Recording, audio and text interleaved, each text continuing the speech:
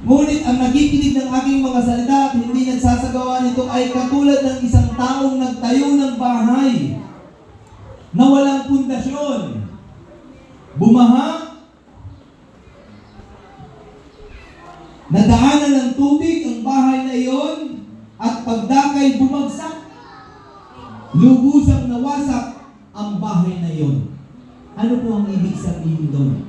Pagdating po sa construction, kung may ideya po kayo, napakahalaga po ang pundasyon sa pagtayo ng bahay. Sapagkat ang pundasyon na yan ang nagdadala ng buong bahay.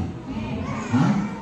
Kaya dito mga kapatid, ginamit ng ating Panginoon ang tungkol sa pagtayo ng isang tao.